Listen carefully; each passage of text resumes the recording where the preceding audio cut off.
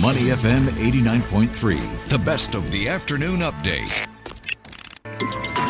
The afternoon update with Lin Fu. Money FM 89.3. It's Lin Lee with you, and you're listening to Industry Insight. Now, the Urban Redevelopment Authority recently released Q1 2025 real estate data, and today we will be breaking down the numbers, analyzing what they mean for the property industry from investors, businesses, and home buyers. The market has seen some interesting movements from residential price trends to office leasing dynamics and retail outlooks. So how are these sectors really performing? And what can we expect as we move through 2025? I'm thrilled to be joined by Leonard Tay, Head of Research at Knight Frank Singapore, who understands the pulse of the property market, and he will be sharing insights into the state of market. I'm certain he can give us a forward-looking analysis of key developments across office, retail, and of course, residential properties. Leonard, welcome to the show. Thanks very much. Thanks for having me. Great to have you. Now, let's start at the heart of real estate, the residential market. Now, looking at the URA's private residential property price index and overall across the board, how would you describe the health of the residential sector today? Well, in the first quarter, it was really healthy. In fact, it was quite robust, actually, in the new sale market, especially for stuff that was launched in show flats. So the price index, although it only increased 0.8% quarter on quarter, this was accompanied by good volume.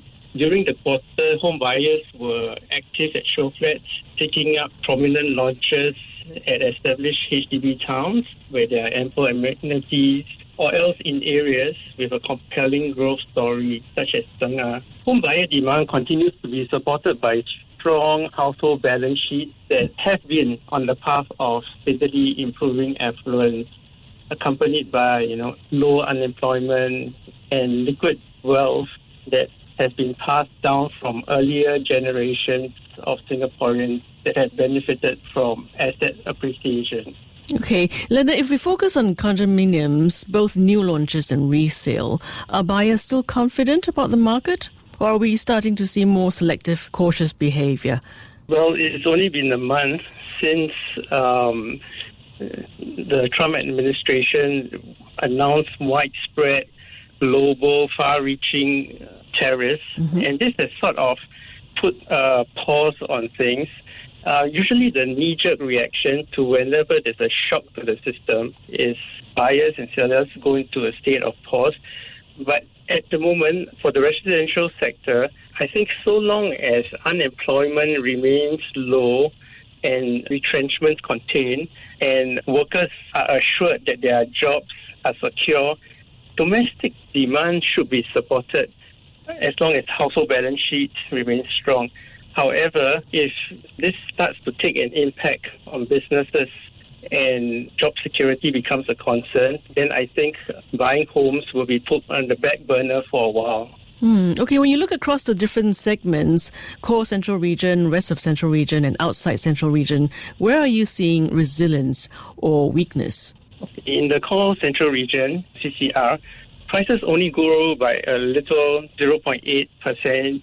Quarter on quarter. It's kind of quiet. This is sort of reined in by the 60% additional buyer stamp duty rate for foreigners. The prime areas in the CCR, this is the traditional hunting ground of wealthy foreign families in which to park their funds in a safe and stable geography. So because of the prohibitive ABSD, this area is limited now mostly to very wealthy Singaporeans and permanent residents, as well as new citizens who have been selectively acquiring some luxury properties.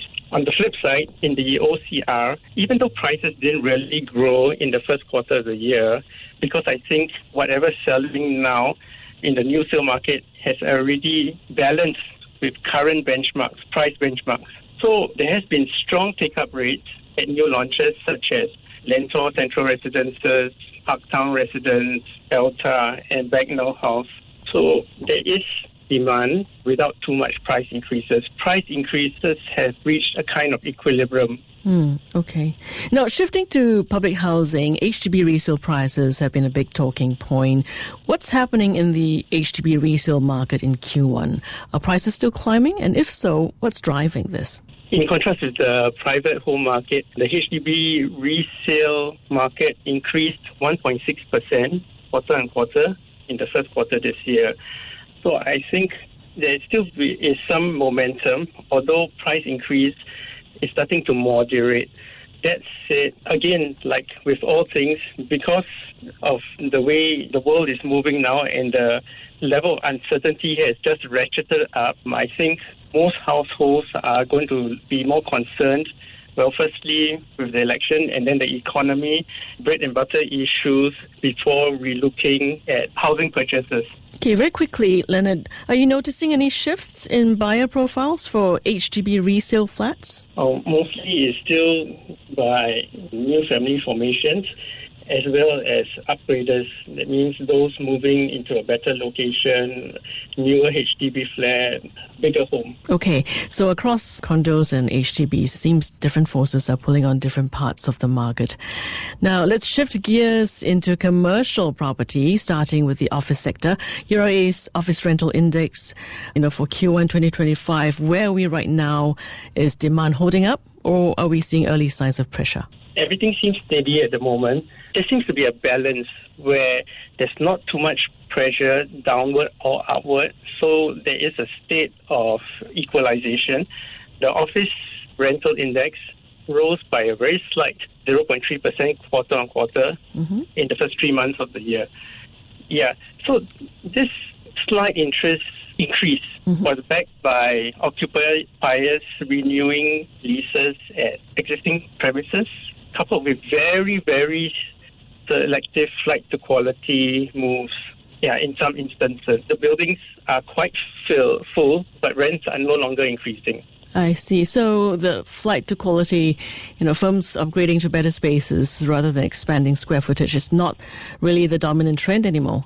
No, I think because of the uncertainty factor, most corporates are just adopting a wait-and-see attitude, renewing where they have to, rather than considering expanding or relocating at the moment. Okay, and with major projects like GoCo Midtown and IOI Central Boulevard coming online, is the market concerned about oversupply, or is Singapore's position as a business hub still keeping demand steady? Well, the two buildings that you mentioned, GoCo Midtown is, for the most part, mostly full already.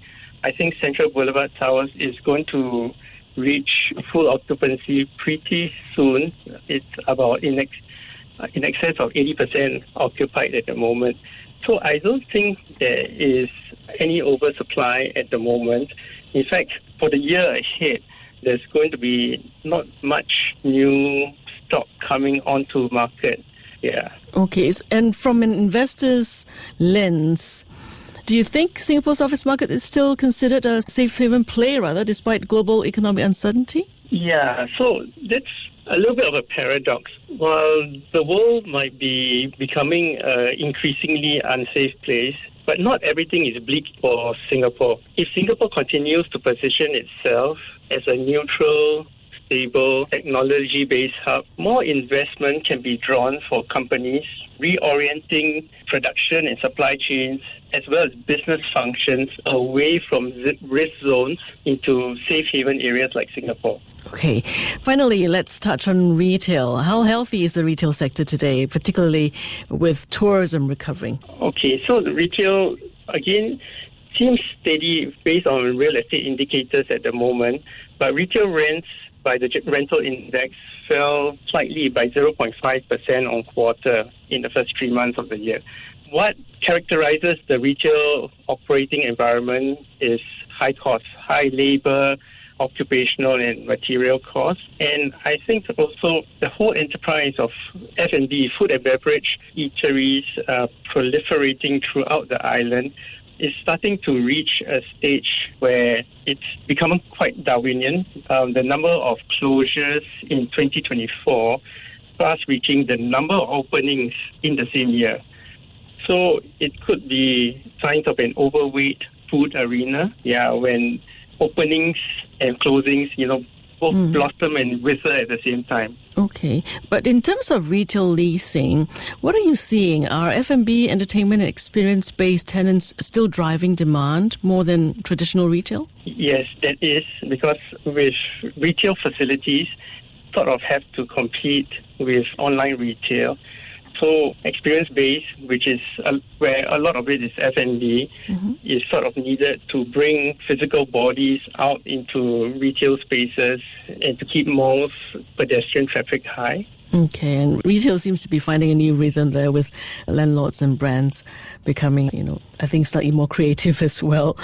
Leonard, what's one major trend you think everyone, investors, businesses, or even homeowners, should watch closely over the next year? Yeah, so the next few months is going to be interesting with increased volatility. There's also increasing confusion, the world's economic picture and how it's going to affect the domestic economy. So I think for the moment, it's a very natural reaction to just watch and read to see how things pan out. If some clarity comes through in the next few months, then Singapore's basic fundamentals will prevail, and hopefully the real estate sector and the businesses driving the real estate sector will continue, will just continue where it left off.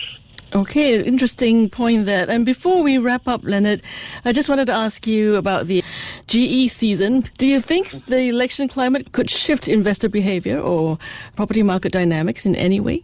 No, I don't think so. Singapore is largely regarded as a safe destination for business and capital, where there's strong governance, pro-business environment, educated workforce, and a robust legal system. All right. Thank you very much for your insights today, Leonard. He is Leonard Tay, Head of Research at Knight Frank Singapore, telling us all about the URA's recently released Q1 2025 real estate data and sharing his insights on the pulse of the property market at the moment. Thank you very much, Leonard. Thank you very much, Lindy. To listen to more great interviews, download our podcasts at audio.sg or download the audio app. That's AWEDIO, audio at the App Store and Google Play.